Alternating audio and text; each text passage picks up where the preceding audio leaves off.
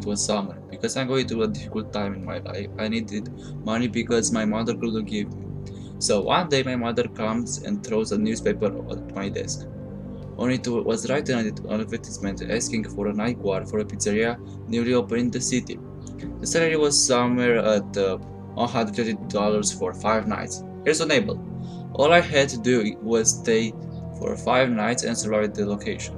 I called the phone number in the ad and he told me that we could meet at the interview right at the pizzeria.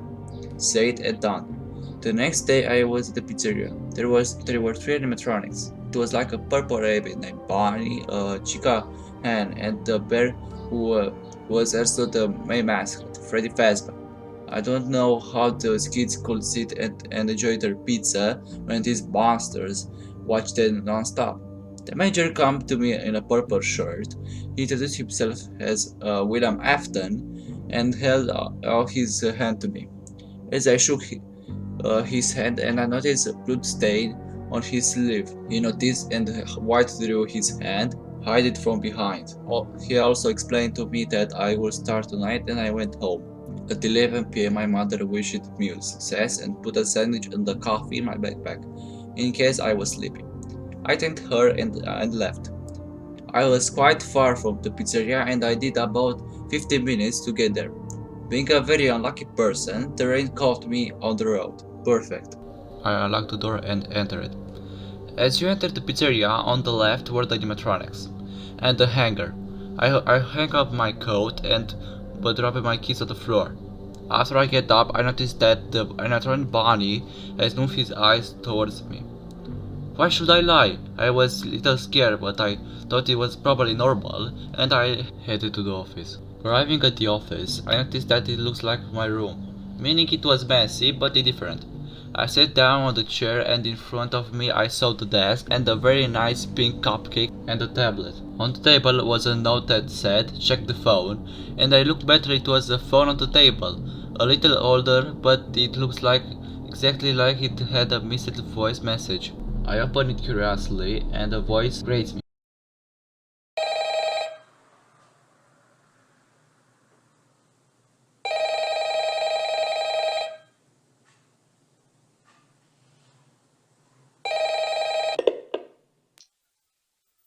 Hello?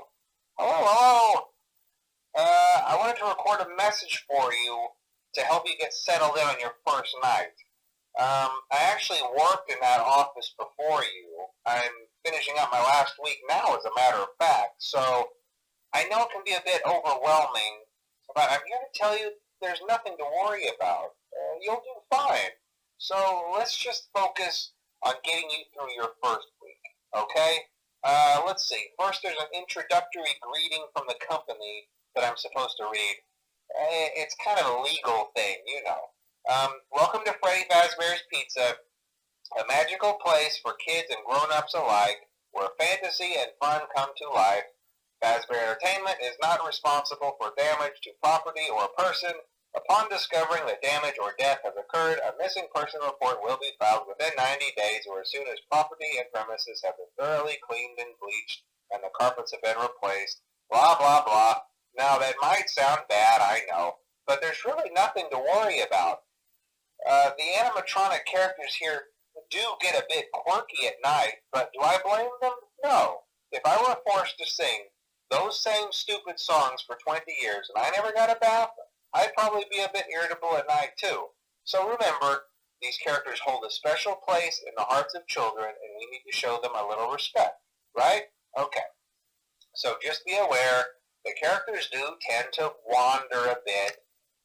They're left in some kind of free roaming mode at night.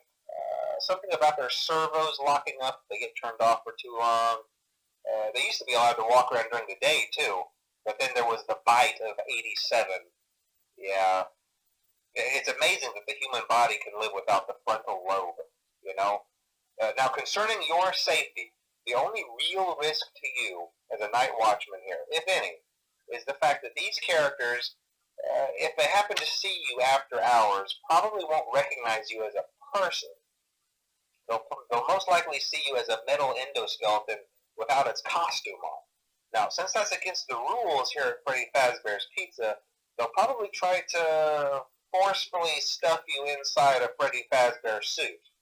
Um, Now, that wouldn't be so bad if the suits themselves weren't filled with cross beams, wires, and animatronic devices, especially around the facial area.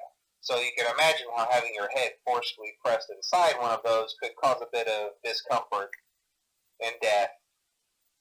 The only parts of you that would likely see the light of day again would be your eyeballs and teeth when they pop out the front of the mask. Yeah, they don't tell you these things when you sign up. But hey, first station of the breeze. I'll chat with you tomorrow. Check those cameras and remember to close the doors only if absolutely necessary. Gotta conserve power. Alright, good night. I was terrified. Apparently, it was confirmed to me that my rumors that the animatronics were thinking me wrong were true.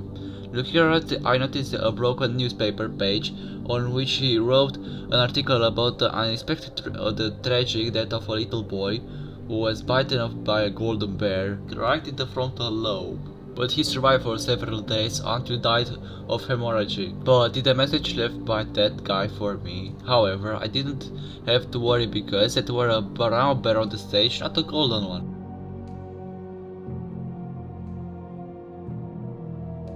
I was hungry, but I wasn't going to go to the restaurant kitchen to get a slice of pizza, but I remember my mother's sandwich which is in my backpack.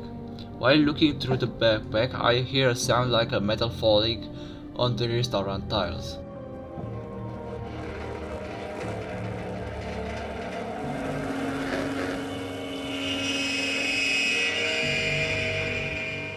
I was really scared now. I searched the tablet to see what was heard. I go to the stage room and see the surprise. Bonnie was gone. I look at the Foxy and see two eyes are emerging from the eternal darkness. So the guy on the phone was right. The animatronics were walking at night. These metal sounds of footsteps could be heard in the distance. I opened the room again and saw that Freddy and Chica were still on the stage. So I had no reason to worry except Bonnie. I had a problem. I didn't know where Bonnie was. Looking through the rooms, I found him in parts and service, but when I saw him, I froze. He was staring straight into the room, but I remember that he had purple eyes. What a surprise, he didn't have them now, the exoskeleton being visible.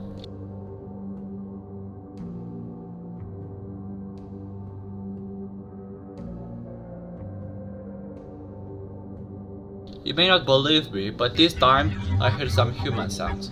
Only as robotic and distorted. Sounds have been stuck into my head to fix it a bit. I put some headphone music on the phone. It has been 30 minutes since I heard an iron noise again. I checked the cameras and what a surprise. Chica was gone too. Freddy and the Fox remained in the curtain.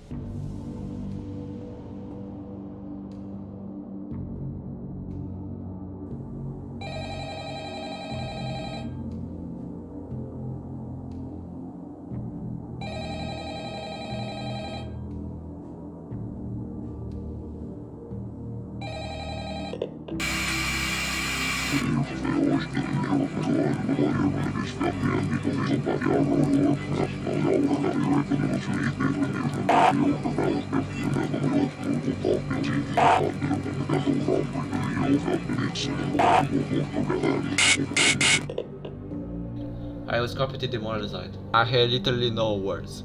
I was shaking from all joints. I confirmed in front of me that the cute robots on the stage wanted to kill me 100%.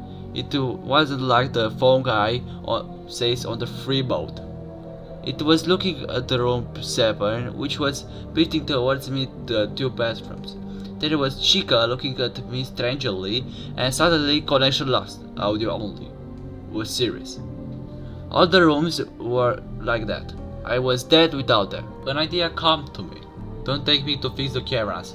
I knew from William Afton's words that if anything happened, I would go to parts and service to fix the safety panel. With fear, I opened the light on the left hall. It was nobody. I take my flashlight and I head to parts and service. The same way. To enter the room, I had to cross the wall hall in the west, then the dining area, and then somewhere on the left had been the room.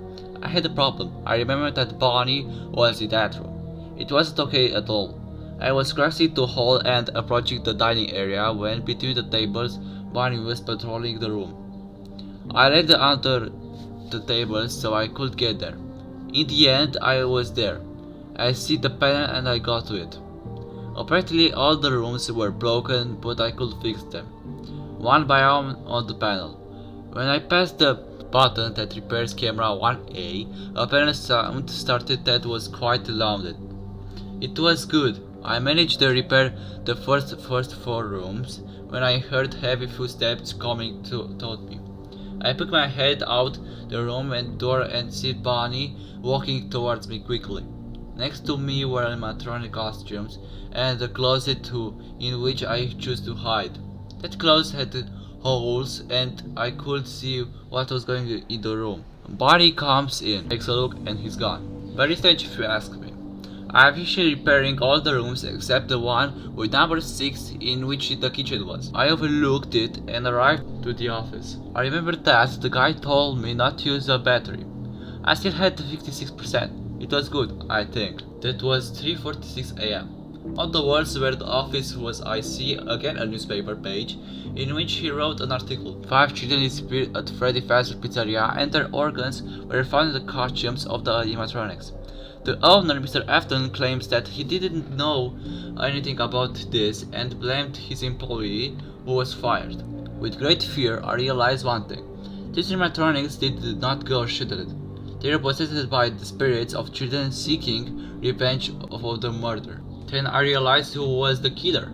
Mr. Afton himself, reminding me that he had a blood stain on his shirt.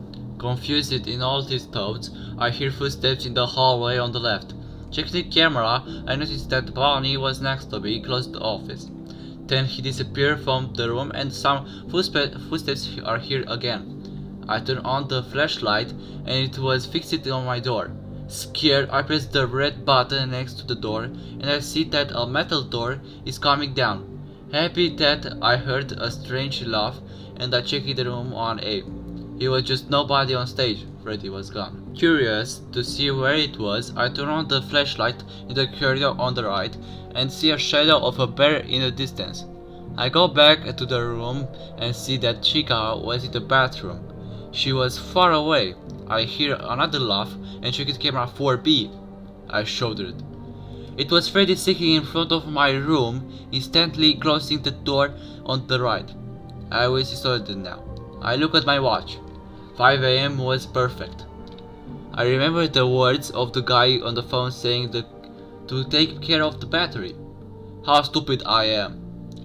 Completely forgot. I checked how much battery I have. 5%. It was clear. I looked around the cameras on the last time.